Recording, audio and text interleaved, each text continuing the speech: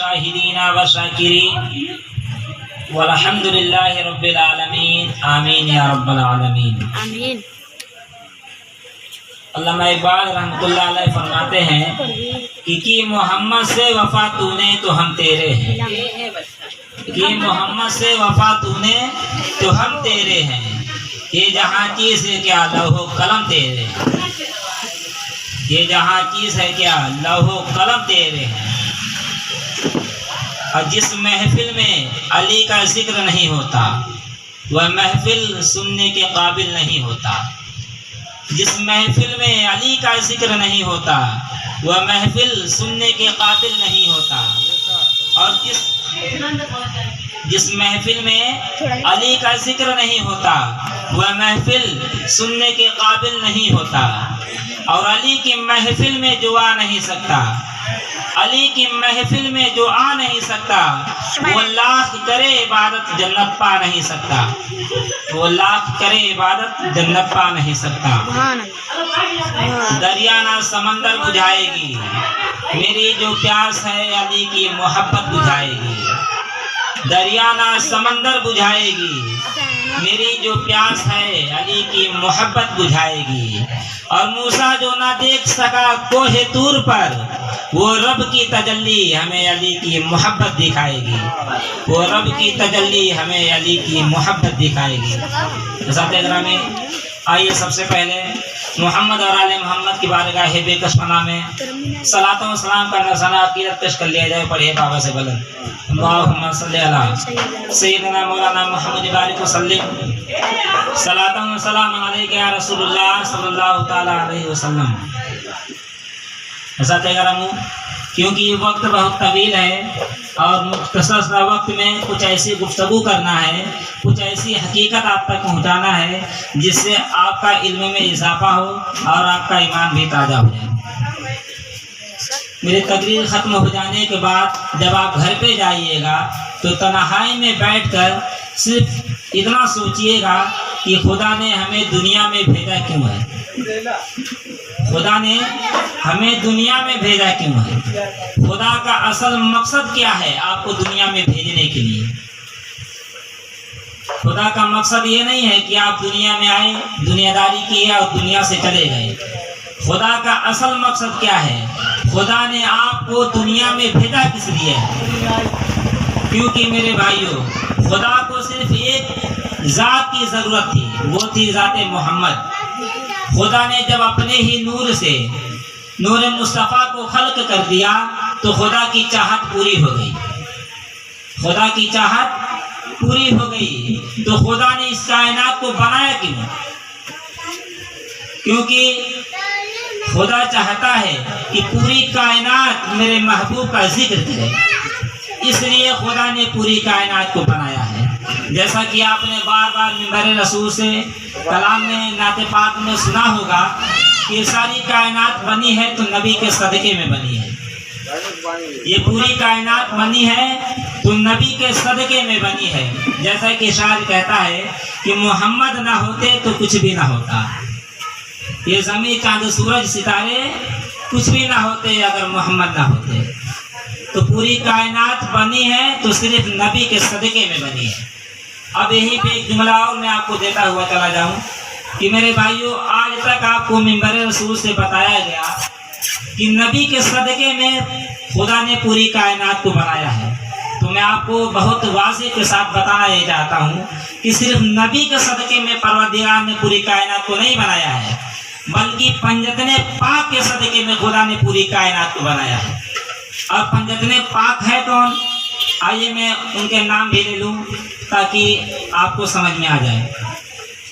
سرکار دو عالم صلی اللہ تعالی علیہ وآلہ وسلم، مولا علی شیر خدا، ماں فاطمہ خاتون جنت، مولا حسن اور مولا حسین، یہی ہے پنجتن پاک۔ انہی کے صدقے میں خدا نے پوری کائنات کو بنایا ہے۔ اور خدا کا مقصد کیا ہے؟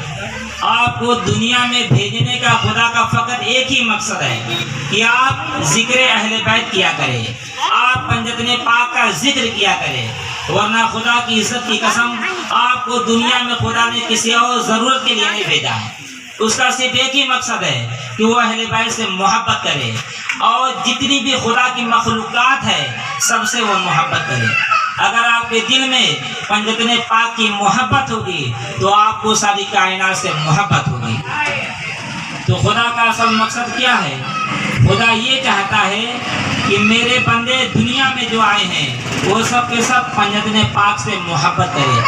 آپ یہ نہ سمجھیے گا کہ یہ میرے الفاظ ہے جو من میں آ رہا ہے کہہ دے رہا ہوں، بلکہ خدا قرآن میں فرما رہا ہے، سورہ شورى میں فرما رہا ہے قُلْ لَا أَسْأَلُكُمْ عَلَيْهِ أَجْرًا إِلَّا الْمَوَدَّةَ فِي الْقُرْبَى، یعنی اے محبوب آپ ان سے کہہ دو یہ اگر ہمیں کچھ دینا چاہتے ہیں تو سونا نہ دے، چاندی نہ دے، ہیرا نہ دے، موتی نہ دے، اگر کچھ دینا ہی چاہتے ہیں تو اہل بیت کی محبت دے دے، اہل بیت کی محبت دے دے، مودت دے دے۔ میرے بھائیوں ذرا سوچئے، آپ اپنے جسم میں خدا کی نعمتیں دیکھیے، آپ کے جسم میں آنکھ ہے، پیر ہے، ہاتھ ہے، ناک ہے، کان ہے، سر سے لے کر پاؤں تک نعمتیں دیکھتے چلے جائیے۔ خدا کی عزت کی قسم ایک بھی نعمت کا آپ پوری زندگی خدا کا شکریہ ادا نہیں کر سکتے ہیں۔ اب آپ کو کیسے پتہ چلے گا؟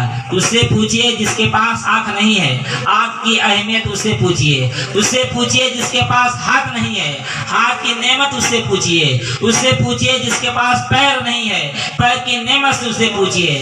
خدا کی ایک نعمت کا شکریہ ادا کوئی پوری زندگی نہیں کر سکتا ہے، پھر بھی خدا نے آپ سے کچھ نہیں مانگا۔ خدا قرآن میں فرما رہا ہے اے میرے بندو کچھ مجھے دینا چاہتے ہیں تو سونا چاندی نہ دو، ہیرا موتی نہ دو، اگر کچھ دینا ہی چاہتے ہو تو اہل بیت کی محبت دے دو، مودت دے دو۔ اگر میرے بھائیوں ہم وہ بھی نہ دے پائے تو کیا دے سکیں گے؟ خدا ہم سے کیا چاہتا ہے؟ پنجتن پاک کی محبت چاہتا ہے، ان کے لالوں کی محبت چاہتا ہے، محمد اور آل محمد کی ہم سے محبت چاہتا ہے، اور خدا ہم سے کچھ نہیں چاہتا۔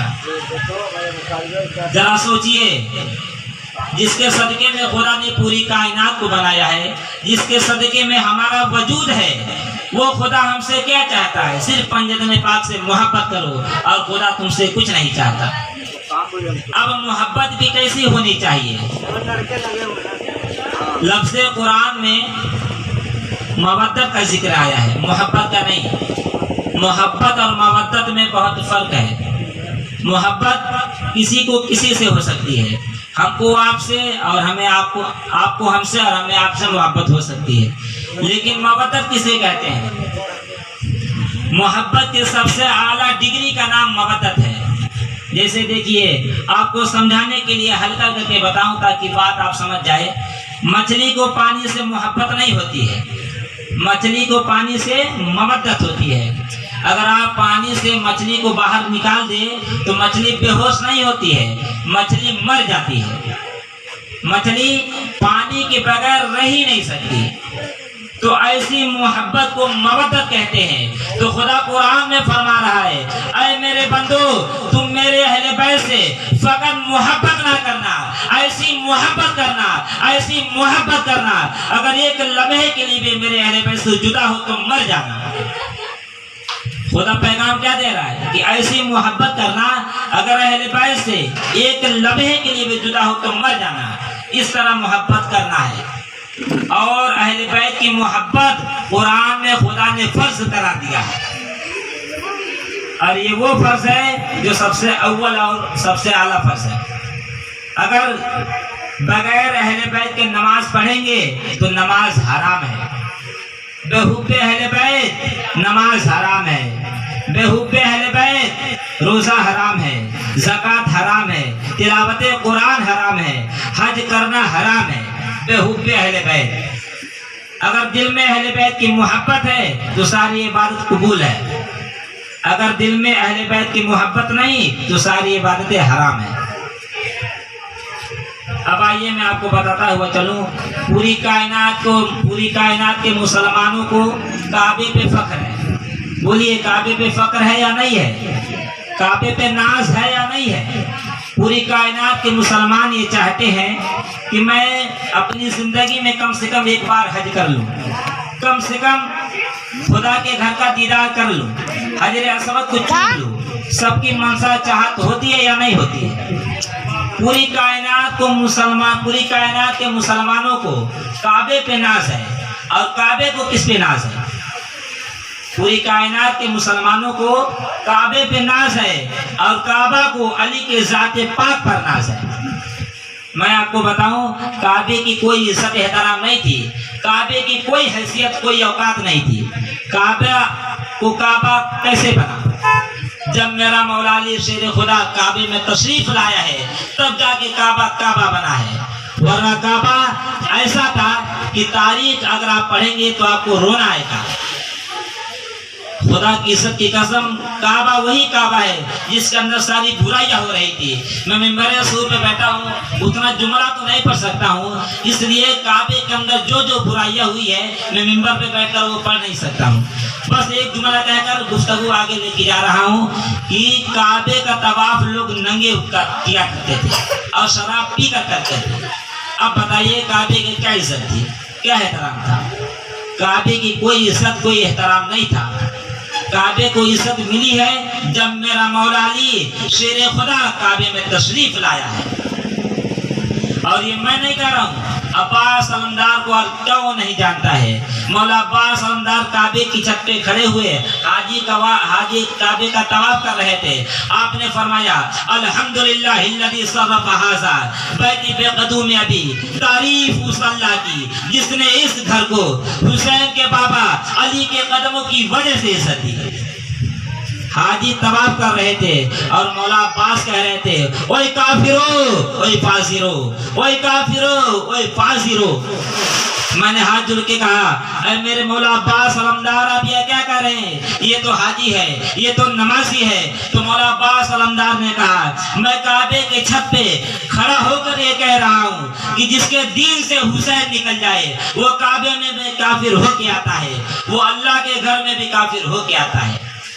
तो पता क्या चला मेरे भाइयों, जिसके दिल में अहले बैत की मोहब्बत नहीं है, वो कितनी भी इबादत करे, वो काबे का तवाफ करते करते मर जाए, उसकी इबादत कबूल नहीं, उसकी सारी इबादत हराम है।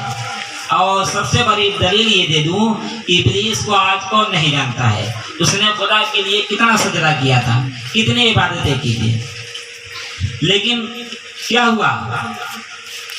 एक हुक्म की नाफरमानी की और आइंदे दरगाह हो गया। खुदा ने हुक्म दिया सजदा करने का और इब्लीस ने सजदा करने से इनकार कर दिया। जैसा कि आप बखूबी जानते हैं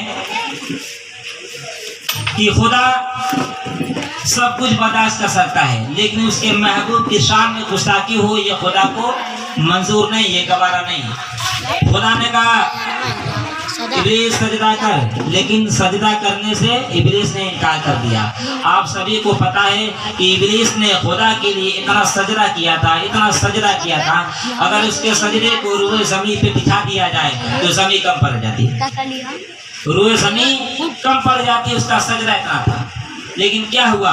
उसके दिल में नबी और आले नबी की मोहब्बत नहीं थी, इसलिए खुदा ने उसे अपनी बारगाह से निकाल दिया और आइंदे दरगाह कर दिया। खुदा कुरान में उस आयत को निस्ब कर दिया ताकि क़यामत तक आने वाले लोग ये समझ जाए कि मैं हर गुनाह माफ़ कर सकता हूँ, छोटे से छोटा गुनाह माफ़ कर सकता हूँ, बड़े से बड़ा गुनाह माफ़ कर सकता हूँ। जो आपने गुनाह किया है वो भी गुनाह खुदा माफ़ कर सकता है, जो आप गुनाह करने वाले हैं वो भी खुदा माफ़ कर सकता है। लेकिन उसके महबूब की शान में गुस्ताखी हो ये खुदा को गवारा नहीं है। खुदा ने अपनी बारगाह से उसे राइंदा दरगाह करके क़यामत तक आने वाले इंसानों को बता दिया है, क़यामत तक आने वाले मुसलमानों को बता दिया है कि ऐ मेरे बंदो, जब भी मेरी बारगाह में आना तो अपने दिल में अहले बैत की मोहब्बत लेके आना, वरना मैं तुम्हारी इबादत से राज़ी नहीं हूँगा, तुम्हारी इबादत को लानत करके तुम्हारे मुंह पे मार दूंगा, जैसा कि खुदा ने इब्लीस को मारकर बताया है। और खुदा कुरान में फरमाता है फ़ख़रुज लानतु इला यौमिद्दीन, निकल जा मेरी बारगाह से, अब तुझ पर क़यामत तक मुसलसल मेरी लानत रहेगी। खुदा ने क्या कहा? अब तुझ पर क़यामत तक मुसलसल मेरी लानत रहेगी। तो पता क्या चला मेरे भाइयों, बेहुब्बे अहले बैत नमाज की कोई हैसियत नहीं है, रोज़े की कोई हैसियत नहीं है, ये जितनी भी इबादतें हैं ये इसकी कोई हैसियत नहीं है बेहुब्बे अहले बैत। دل میں نبی اور آل نبی کی محبت ہے تو خدا کی بارگاہ میں آپ کی ساری عبادت قبول ہے۔ اب آپ سوچ رہے ہوں گے کہ آل محمد کون ہے، یہ اہل بیت کون ہے؟ میں نے ابھی بھی پنجتن پاک کا نام دیا ہے، آئیے میں کچھ اور ناموں کو لے لوں جس سے آپ کو پتہ چلے کہ اہل بیت ہے کون، آل محمد ہے کون۔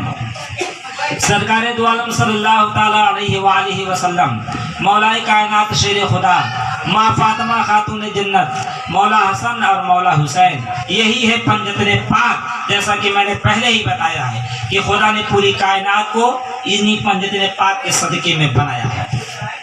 اب انہی کے صاحبزادوں کو، انہی کے اولادوں کو اہل بیت کہا جاتا ہے، آل محمد کہا جاتا ہے۔ آئیے میں ان ناموں کو لے لوں۔